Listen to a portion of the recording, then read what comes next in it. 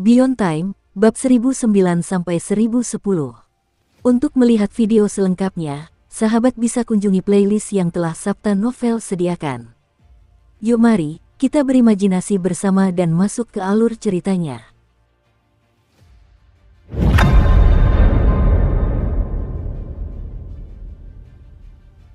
Pada akhir tahun pertama kalender perpisahan musim panas, salju turun di ibu kota kekaisaran manusia.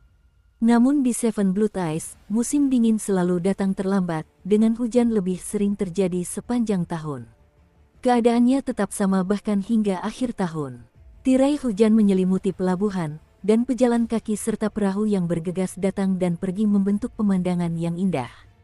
Suara hujan yang jatuh di payung kertas minyak dan menetes ke bawah terdengar lembut dan halus, seperti suara alam yang dengan lembut menyentuh hati. Seolah-olah langit menyatakan cintanya yang mendalam kepada bumi dan awan mengungkapkan kasih sayang tak terbatasnya kepada semua makhluk. Di tengah irama dan melodi ini, Su King berjalan menembus hujan dan tiba di pelabuhan 176, yang merupakan miliknya. Di area gudang yang luas, ia melihat Zhang San berjongkok di bawah atap, menghisap pipa seperti seorang petani tua. Ada wajah lain yang familiar di sampingnya. Erniu juga duduk di sana, meremas-remas rambutnya yang basah kuyup karena hujan sambil mengatakan sesuatu. Menyadari kedatangan Su King, Erniu melambaikan tangannya. Di sampingnya, mata Zhang San berbinar dan dia segera berdiri. Dia tetap memegang pipanya dan bahkan secara naluriah menggosok tangannya, memperlihatkan senyum tulus. Senyum ini adalah naluri Zhang San ketika dia menghadapi musuh atau tokoh penting. Jelas, Su King saat ini terasa familiar sekaligus asing bagi Zhang San. Yang familiar baginya adalah kenangan masa kecil mereka, tetapi yang asing baginya adalah tingkat kultivasi dan identitasnya yang sangat tinggi. Zhang San ragu-ragu, tidak tahu bagaimana harus memanggilnya. Kakak senior Zhang San. Sebelum Zhang San sempat memikirkan bagaimana harus menyapanya, Su King tersenyum dan berbicara. Sambil berbicara, dia berjalan di bawah atap dan ikut duduk. Sama seperti saat Erniu membawa Su King kembali dan bertemu Zhang San untuk pertama kalinya. Zhang San tersenyum, sementara Erniu memandang ke kejauhan, mencari-cari sebelum menyuarakan ketidakpuasannya. Di mana burung tua Huang Yan itu? Dia tidak bersamamu. Biar kukatakan padamu, King kecil, burung tua itu benar-benar bukan burung yang baik. Erniu mendengus. Su King berpikir sejenak dan berbicara dengan suara pelan. Kakak senior tertua, dengan kultivasi Huang Yan, bahkan jika dia tidak ada di sini, dia seharusnya dapat mendengar kata-katamu. Ketika Erniu mendengar ini, matanya membelalak dan dia berbicara dengan lantang. Ini adalah 7 mata darah. Dengan adik perempuan dan guruku, mengapa aku, yang mulia tertua dari puncak ke-7, harus takut pada seekor burung? Tidak diketahui apakah itu kebetulan atau bukan, tetapi begitu Erniu berbicara, langit bergemuruh. Kilat menyambar dan guntur yang memekakkan telinga terdengar. Erniu terkejut, Zhang San sakit kepala. Kapten datang pagi ini. Setelah tiba, dia duduk di sana dan mengeluh lama sekali. Zhang San tidak ingin menyinggung perasaan pihak manapun, jadi ketika melihat Su King, dia buru-buru mengganti topik pembicaraan. Su King, aku dengar dari kapten bahwa kalian pergi ke laut lepas. Su King mengangguk. Dengan lambaian tangannya, dia mengeluarkan sayap besar yang sebagian besar sudah hancur. Dengan suara dentuman, sayap itu mendarat di halaman gudang. Sayap itu hampir memenuhi seluruh halaman. Meskipun sayap besar itu telah runtuh, aura dari daging makhluk ilahi di atasnya dan zat-zat anomali dari laut luar bercampur menjadi satu, memancarkan kabut hitam pekat yang menyebar dengan mengerikan. Pemandangannya sangat menyeramkan. Bahkan hujan pun ditelan oleh kabut hitam yang kemudian dengan cepat menyebar ke sekitarnya. Kemanapun benda itu lewat, di sana akan gelap gulita. Zhang San terkejut. Su King menekan dengan lembut. Seketika, kabut hitam yang dipancarkan oleh sayap besar itu tertekan. Kabut itu berhenti menyebar dan secara bertahap menghilang. Kakak senior Zhang San, sayap besarnya patah. Apakah Anda punya cara untuk memperbaikinya? Su King menatap Zhang San. Su King mengagumi profesionalisme Zhang San. Terlebih lagi, Zhang San telah bertanggung jawab atas kapal-kapal sihirnya sejak awal. Meskipun Zhang San tidak dapat menanganinya sendiri karena kultivasinya yang rendah, pemahamannya tentang kapal sihir dapat memberikan rencana awal. Zhang San menatap sayap besar itu dan kerusakan yang dideritanya, lalu terkejut. Ini sepertinya telah digigit hingga hancur berkeping-keping oleh mulut yang besar. Su Qing mengangguk. Erniu terbatuk. San, penilaianmu tidak salah. Memang ada seekor binatang buas besar yang menelan aku, Qing kecil, dan sayap besar ini bersama-sama. Ya, aku yang memanggilnya. Erniu merasa bangga. Melihat ekspresi puas kakak tertuanya, Su Qing terdiam. Namun, kata-katanya memang terdengar sedikit benar. Mata Zhang San membelalak saat mendengar itu. Setelah itu, dia menggelengkan kepalanya. Dia merasa lebih baik tidak terlalu banyak mengetahui tentang Su Qing dan pengalaman sang kapten. Lagi pula, ada banyak hal yang bisa berbahaya hanya dengan mengetahuinya. Kehidupan kecilku tidak cocok untuk terlibat dalam hal-hal seperti itu. Zhang San sangat puas dengan kehidupannya saat ini. Ia memiliki latar belakang yang luar biasa di Sekte Tujuh Mata Darah, memiliki pelabuhan sendiri, dan mendapatkan batu spiritual yang tak terhitung jumlahnya. Ia juga telah menemukan banyak teman Dao di sekte tersebut. Hanya sedikit orang yang berani menyinggung perasaannya. Dia merasa puas dengan kehidupan seperti itu. Dia tidak ingin mencari kematian. Oleh karena itu, dia tidak menanggapi perkataan kapten. Sebaliknya, dia berjalan keluar dan tiba di sayap besar itu dalam satu langkah, lalu mulai memeriksanya. Beberapa saat kemudian, Zhang San kembali ke bawah atap setelah melakukan pemeriksaan singkat. Dia mengeluarkan pipanya dan menghisapnya sebelum mendesah. Tidak bisa digunakan. Bahkan jika dibongkar, materialnya sudah sangat berkarat. Su Qing, aku juga tidak berdaya. Tatapan Su Qing tertuju pada sayap besar yang rusak itu dan dia terdiam sejenak. Kakak senior Zhang San, bagaimana jika kita membangun yang baru? Zhang San menggelengkan kepalanya. Dengan kultivasimu, sayap besar biasa sudah tidak berarti lagi. Sedangkan untuk sayap yang sangat besar itu, bahan-bahan yang dibutuhkan harus berkualitas sangat tinggi.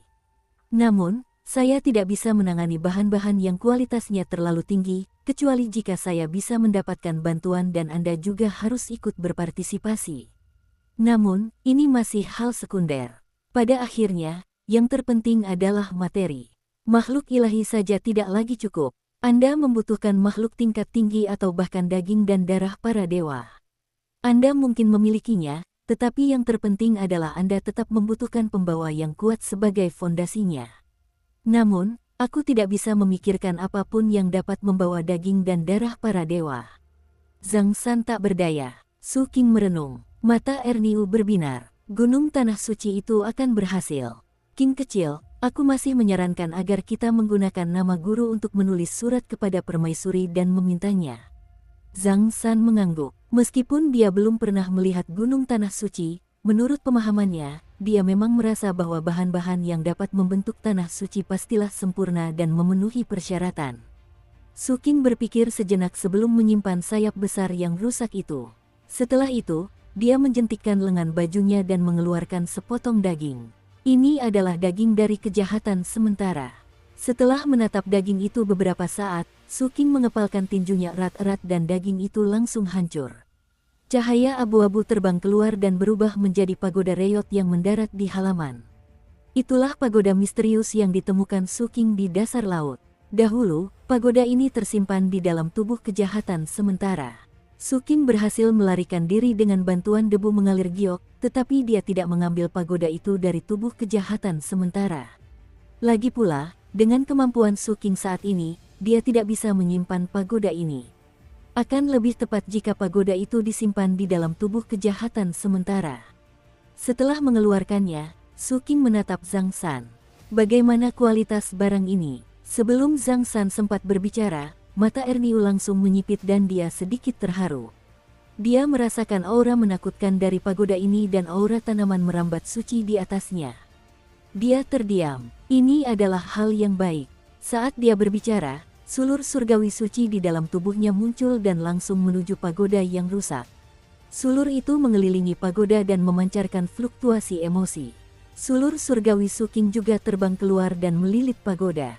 Getaran itu beresonansi dengan sulur Erniu, cahaya bintang bersinar dari kedua sulur tersebut.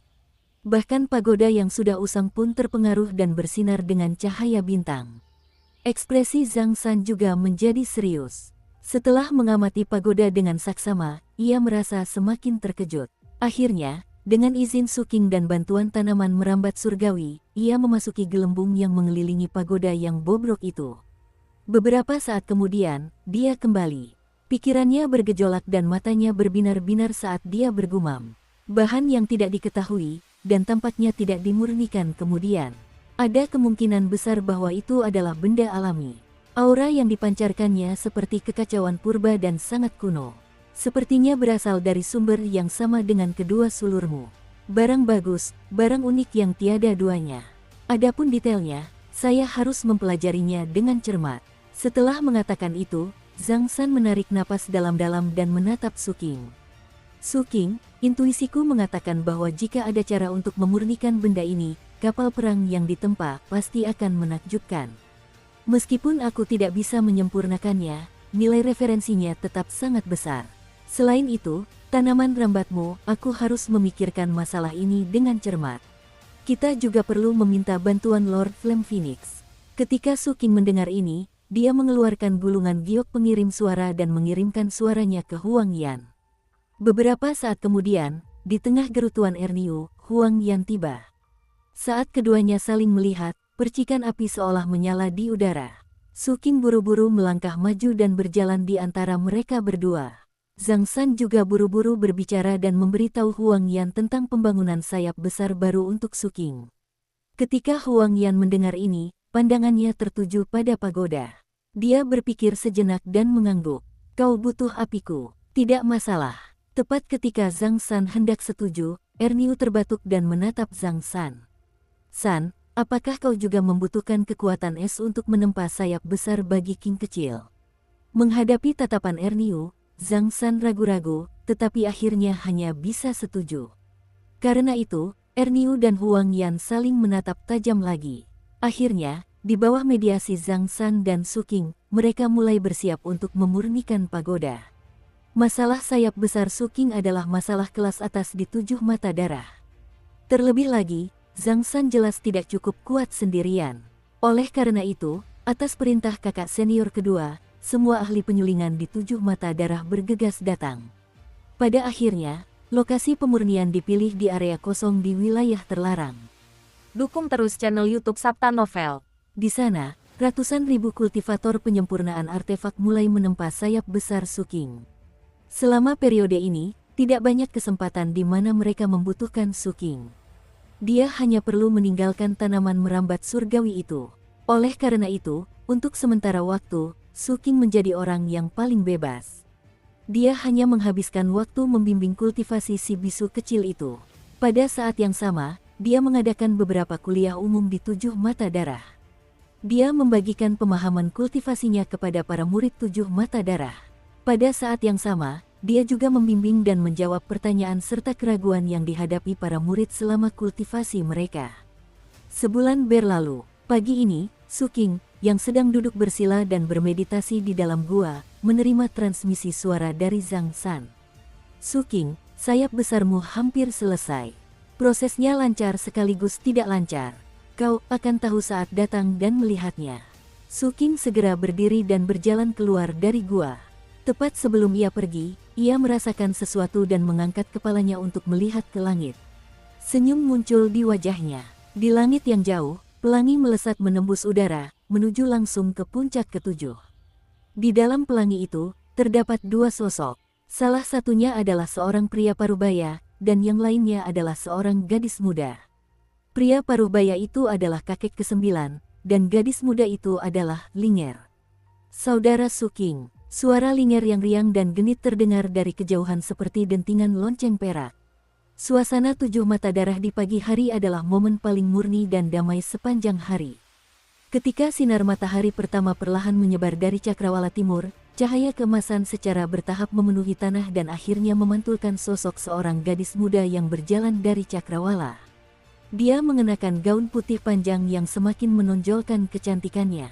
Sinar matahari pagi menyinari kulitnya yang putih bersih dan sehalus porselen, memperlihatkan temperamen yang menyegarkan dan anggun. Sosoknya ramping dan anggun, seperti pohon willow yang berdiri dengan elegan.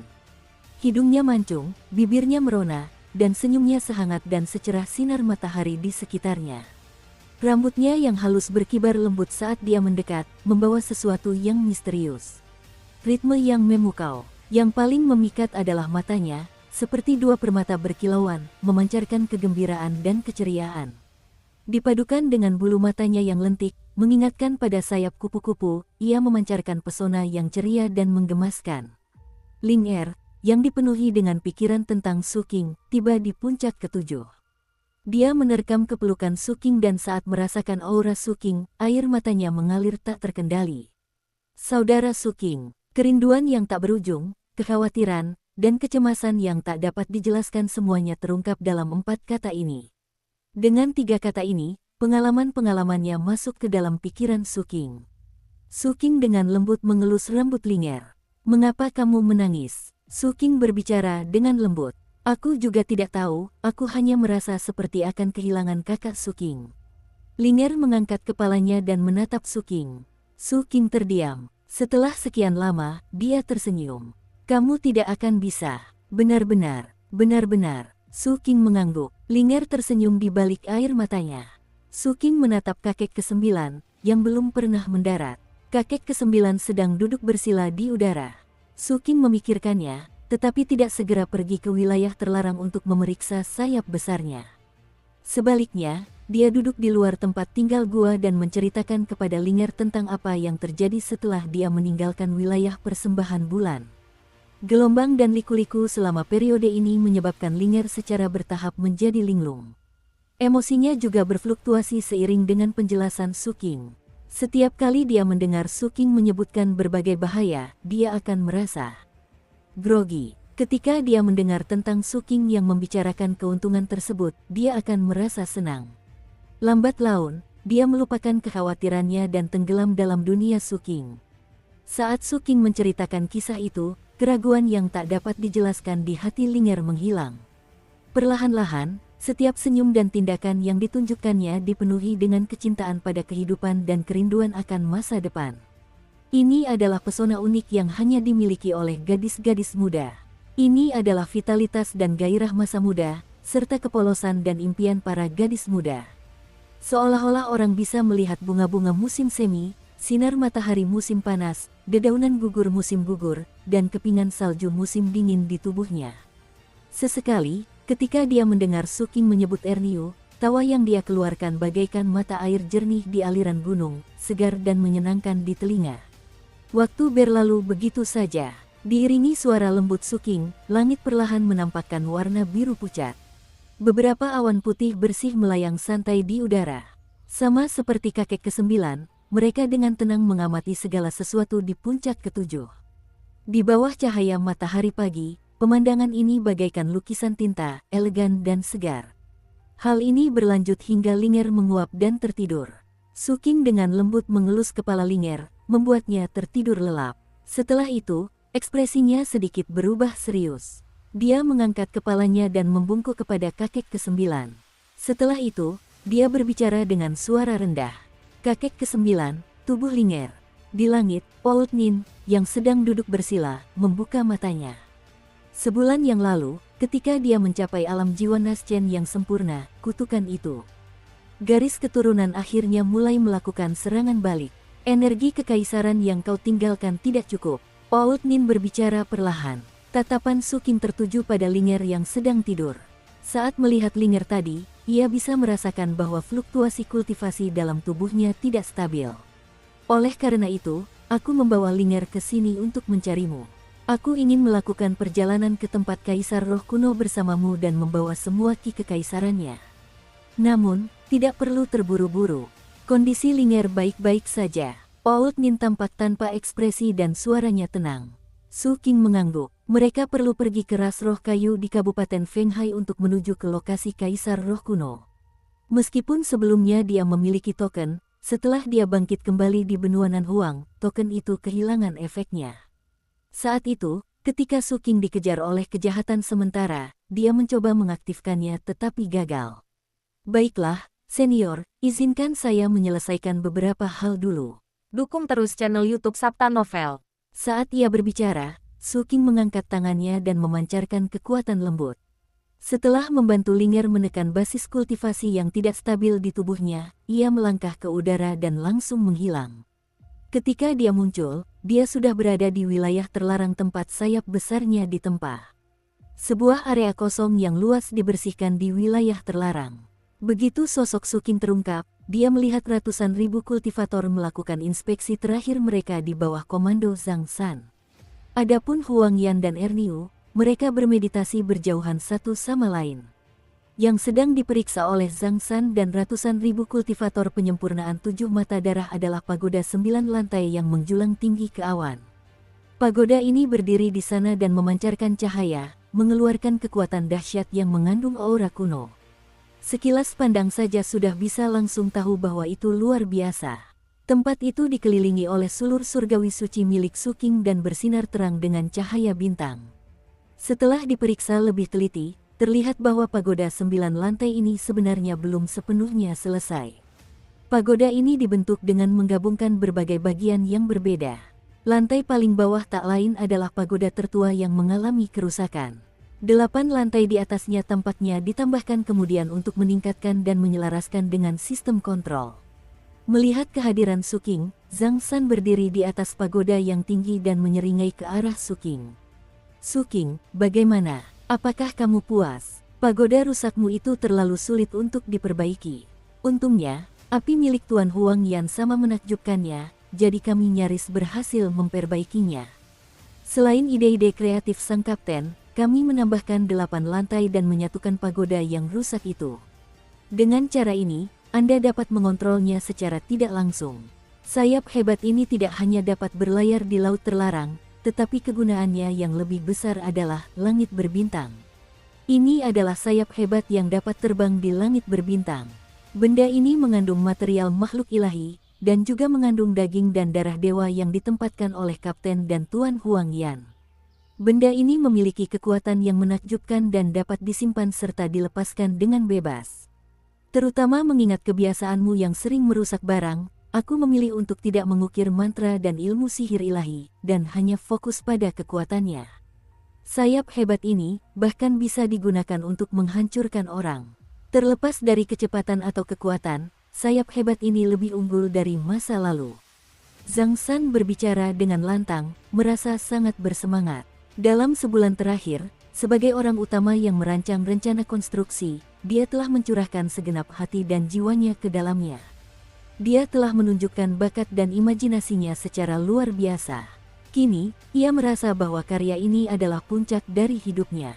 Sekarang, kamu perlu membangkitkan tanaman anggur surgawimu. Sulur surgawi ini adalah roh artefak dari sayap agung ini. Selama proses pemurnian sayap agung ini, sulur ini telah menyatu secara mendalam dengannya dan saat ini berada dalam tidur lelap. Dengan benda itu sebagai roh artefak, kamu dapat mengendalikan pagoda ini dengan sempurna. Selain itu, gelembung pelindung tetap dipertahankan. Setelah Zhang San selesai berbicara, dia melompat turun dan berjalan ke sisi Su King. Kegembiraan di wajahnya, kelelahan yang tak tersembunyikan, serta mata merahnya menimbulkan gejolak di hati Su King. Dia menarik napas dalam-dalam dan membungkuk kepada Zhang San. Kemudian dia membungkuk dalam-dalam kepada ratusan ribu kultivator di sekitarnya. Setelah itu, dia melambaikan tangannya ke arah pagoda. Saat indera ilahinya menyebar, sulur surgawi suci yang mengelilingi pagoda tiba-tiba bergerak.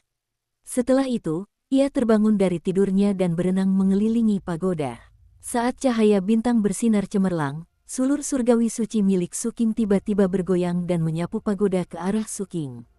Selama proses kedatangan, benda itu dan pagoda tersebut menyusut dengan cepat. Pada akhirnya, ketika mendarat di tangan Su King, ukurannya kurang dari 1 inci. Su King menyebarkan indera ilahinya untuk merasakannya. Beberapa saat kemudian, ketika dia menarik kembali indera ilahinya, Erniu dan Huang Yan juga telah mengakhiri meditasi mereka. Pada saat ini, ekspresi mereka menunjukkan kebanggaan. Namun, sesaat kemudian, ketika mereka menyadari bahwa pihak lain juga bersikap demikian, mereka saling menatap tajam seolah-olah hendak bertengkar lagi. Su King terbatuk, Huang Yan, aku ada urusan dan harus meninggalkan benua Nan Huang dulu. Ketika Huang Yan mendengar ini, dia menatap Suking dan hendak berbicara ketika Erniu langsung berdiri dan berjalan ke sisi Suking sambil tertawa. Akhirnya kita pergi. Cepat, cepat, cepat, ayo kita pergi dengan cepat. Terlalu membosankan menghadapi manusia burung di sini setiap hari. Aku sendiri hampir berubah menjadi burung. Suking menangkupkan tinjunya ke arah Huang Yan.